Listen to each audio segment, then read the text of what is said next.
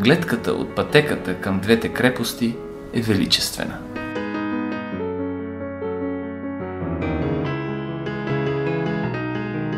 Второто монументално крепостно съоръжение Даран Баран вероятно е просъществувало чак до началото на турското робство през 15 век.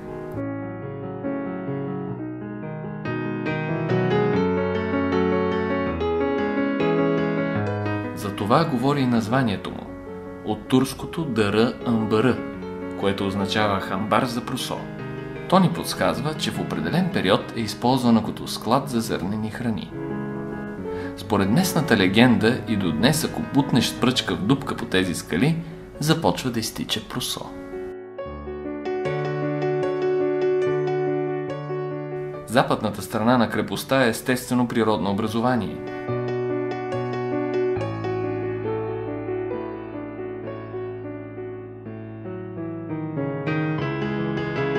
А останалата част е оградена с крепостна стена, основите на която са запазени и досега.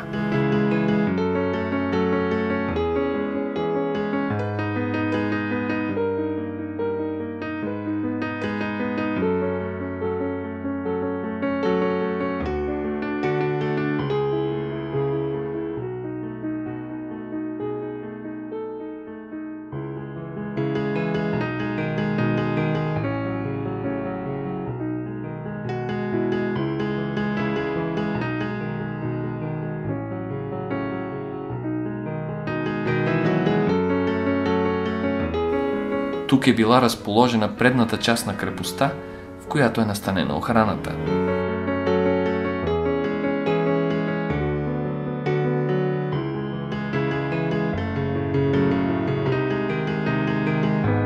Тя заема площ около 5 декара.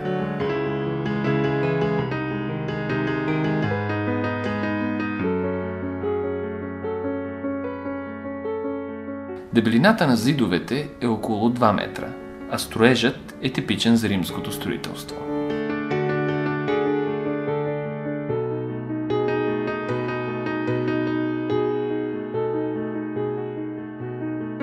По всичко личи, че става дума за римски постове, които са били разполагани по най-високите места, обикновено на разстояние около 10 км един от друг.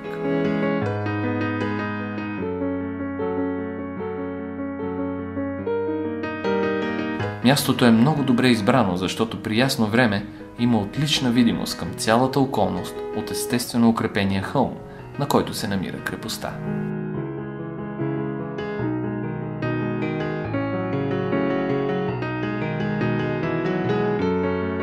Възможно е по-надолу по хълма да е имало и втора крепостна стена, а тази на върха да е била цитаделата.